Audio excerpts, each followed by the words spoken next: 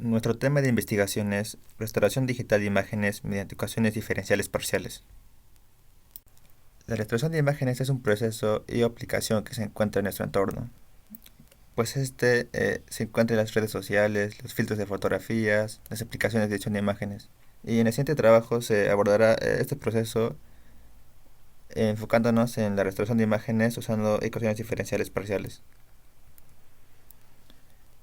Bueno, primero vamos a definir qué es una imagen digital. Una imagen digital se define como una función de dos dimensiones, donde x e y son las coordenadas de un plano que contienen todos los puntos de la misma. La función es la amplitud en el punto xy, a la cual se le llama intensidad o nivel de imagen en ese punto.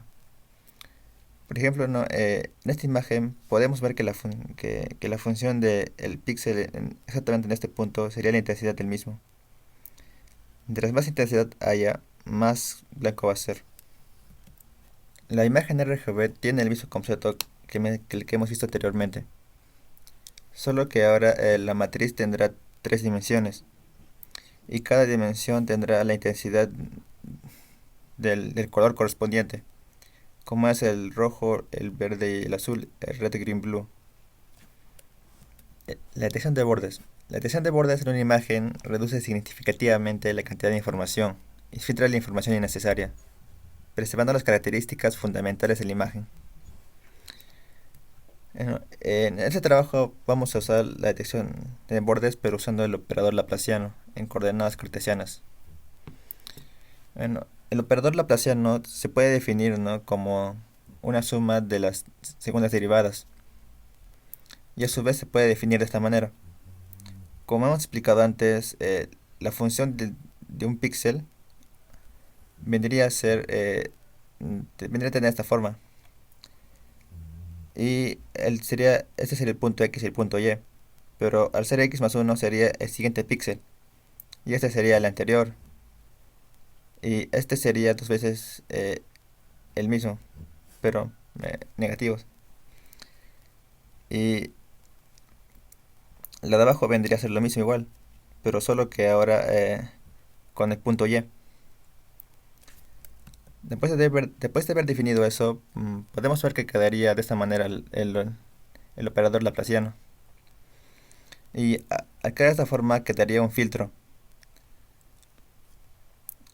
Como podemos ver acá, este filtro nos sirve para hallar la variación de un píxel a otro. ¿Cuán, in- cuán de intensa fue la variación? Por ejemplo, como vemos acá, se toman los píxeles que se ha hecho previamente con el operador laplaciano y realizando la suma saldría menos 510. Esto es porque, como vemos acá, ha habido una gran variación y esto se podría tomar, ¿no?, como si fuera un borde. Eh, Repetimos esto pero en toda la imagen, en todos los píxeles, y al final quedaría algo así. Al hacer esto la imagen se va a binarizar, solo va a haber blanco o negro, no va a haber nada intermedio. Ecuación del calor. Dada la información de la tasa de cambio de la temperatura en el tiempo y ciertas condiciones iniciales, es posible obtener una ecuación que describa el comportamiento de un cuerpo. La ecuación general del calor sería la derivada de la temperatura con respecto al tiempo, está dada por una constante multiplicada por la suma de las segundas derivadas con respecto al espacio. Entonces, algunas variaciones de la ecuación del calor se muestran en partes de matemática como el movimiento browniano, que se define como el movimiento aleatorio que se observa en partículas que se hallan en un medio fluido, ya sea líquido o gaseoso, o en las ecuaciones de Black-Scholes, que son ecuaciones usadas en matemática financiera para determinar activos financieros.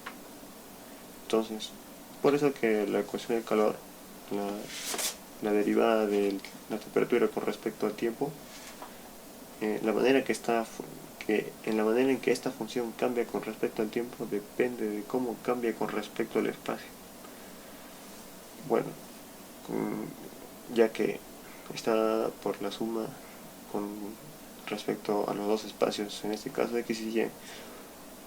Bueno, en un nivel alto se podría decir que los puntos donde la distribución de la temperatura se curva, tiende a ir más rápido, tiende a cambiar más rápido en la dirección de la curva. Como por ejemplo en esta imagen estamos viendo que justo en la parte superior donde se encuentra la curva es donde cambia más rápido, donde se observa un cambio más brusco.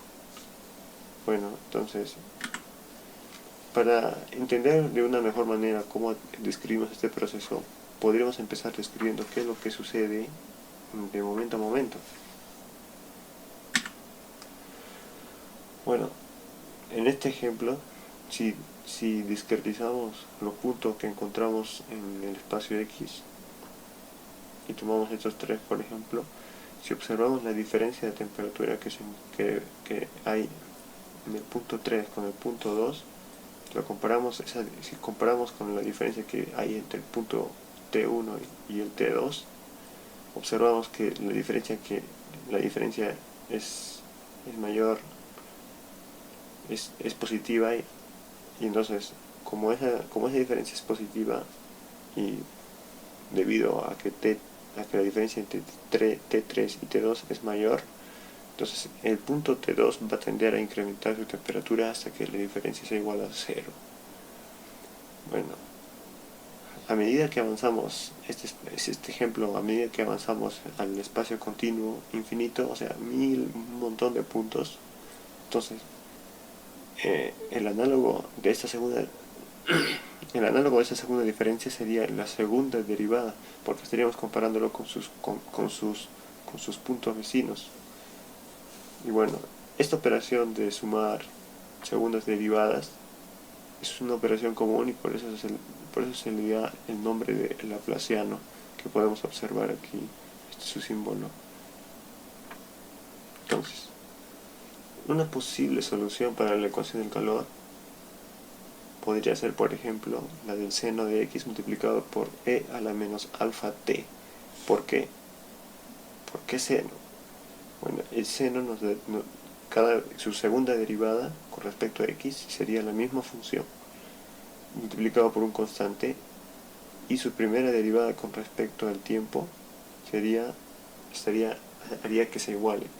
Pero también porque el e, si nosotros queremos hacer que esa función cambie con respecto al tiempo, o sea, que sea simple, cambie de forma no simple, entonces con ese constante podemos ver ese decaimiento exponencial que se presenta al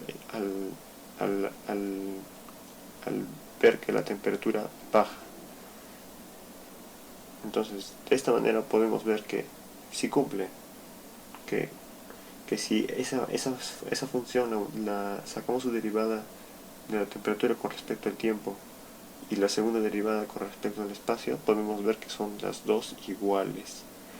Pero no simplemente es necesario que cumpla con la ecuación diferencial parcial, necesitamos también que cumpla con ciertos límites. Por ejemplo, o si observamos en la imagen inferior derecha, podemos ver que no simplemente se va achatando por efecto del e elevado a un exponente negativo.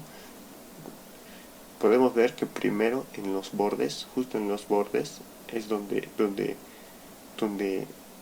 la pendiente justo ahí es igualada a 0 casi de manera instantánea.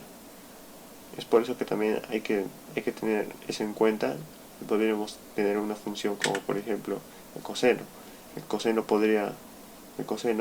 empieza ya con una pendiente igualada a 0 justo en el punto 0. Entonces, si sacamos su segunda derivada, podemos ver que es la misma función multiplicada por un constante. Entonces sí cumple con ese requisito.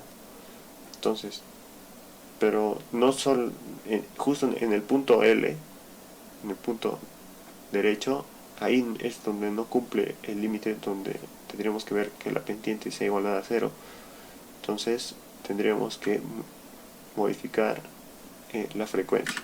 Pero modificar la frecuencia ya nosotros también estaríamos modificando la segunda derivada con respecto al espacio. Es por esto que si queremos, si queremos modificar la frecuencia, tenemos que también modificar el exponente. Ese exponencial tenemos que añadirle un omega al cuadrado para que a toda esa función, si sacamos su derivada, pero esta vez con respecto al tiempo, sea igual a la segunda derivada con respecto al espacio.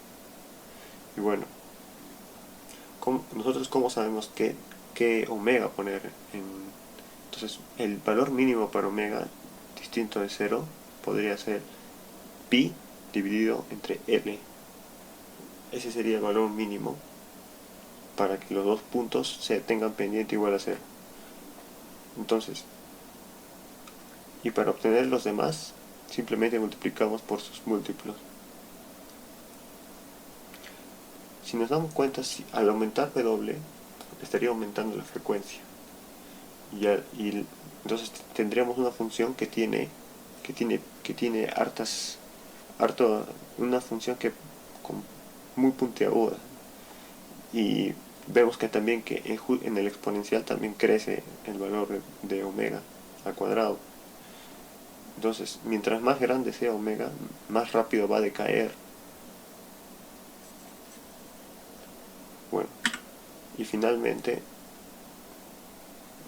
este tipo de funciones no en pruebas reales no parecen generalmente ondas sinusoidales, por lo que nosotros tendríamos que hacer uso de propiedades de la linealidad para obtener funciones mediante las series de Fourier para poder aproximarlas a las funciones que queremos.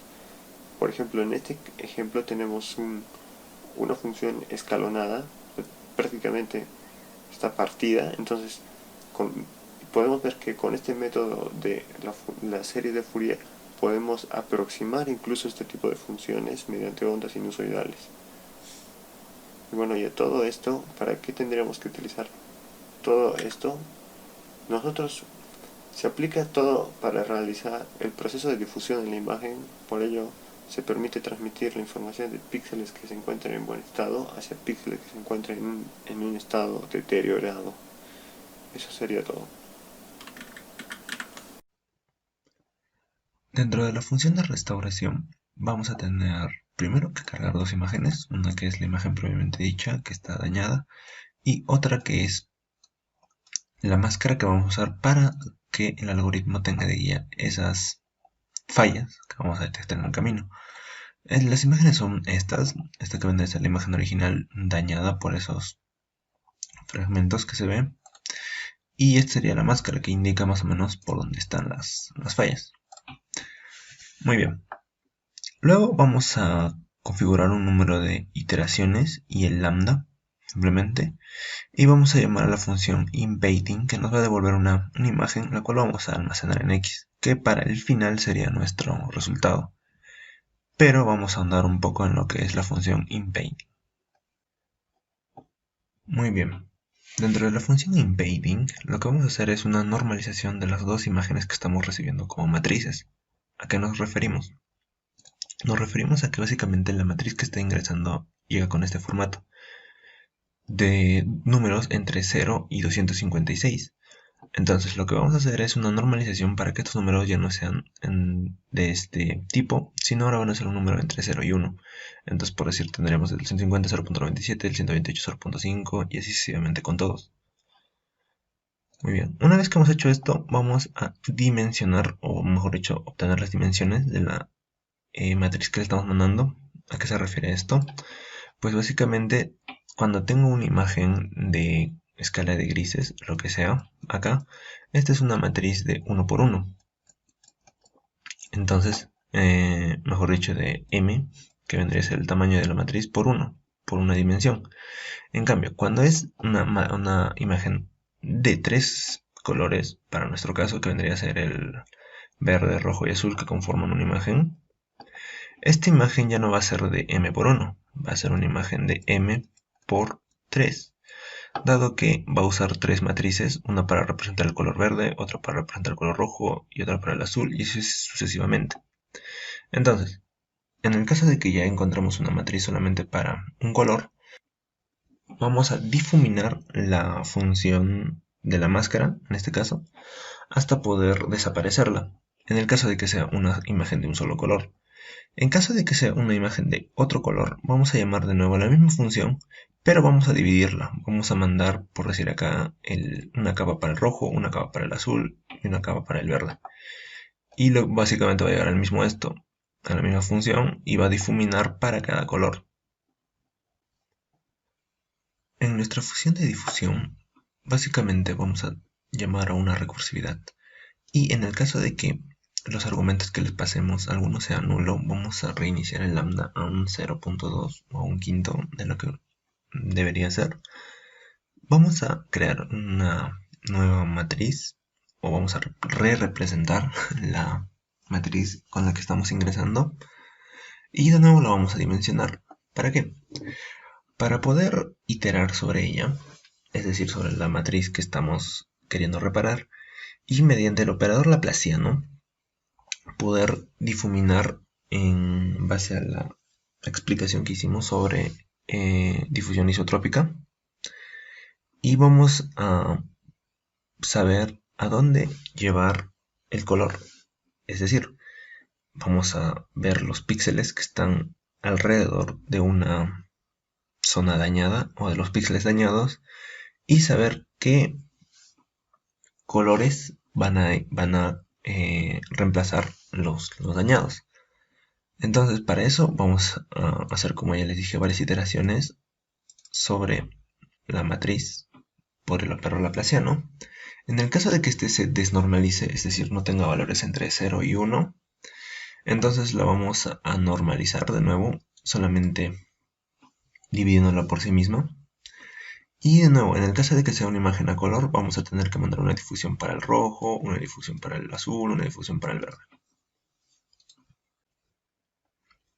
Muy bien, finalmente el operador laplaciano, lo que hacemos es generar un campo vectorial para saber hacia dónde se lleva el color que vamos a reemplazar. ¿Cómo generamos esto? Primero hacemos un laplaciano horizontal para que nos den una serie de vectores que nos indiquen derecha o izquierda. Mediante la resta evitamos una doble referencia, es decir, que choque entre un punto. Por ponerle un ejemplo, en una matriz de 3×3, el punto del medio puede tener tanto un positivo para la derecha y un positivo para la izquierda. Eso significaría que ese punto es un punto que tenemos que bajar. Y como los otros vectores están apuntando hacia él, entonces ya tenemos la función que tenemos que bajar. Simplemente con la resta, lo mismo pasa cuando queremos hacerlo de arriba para abajo. Y para entenderlo de una manera más gráfica, lo que estamos haciendo acá es generar un mapa, un campo vectorial similar a este, donde los puntos a los que se dirigen van a ser en este caso los referentes a nuestra máscara, y entonces todo el color que esté por acá alrededor va a iterar hasta conseguir un color uniforme acá y pueda desaparecer ese en las distintas iteraciones. Finalmente, solo queda mostrar el paso a paso de cómo trabaja el algoritmo para que podamos ver cómo llega a ser la restauración.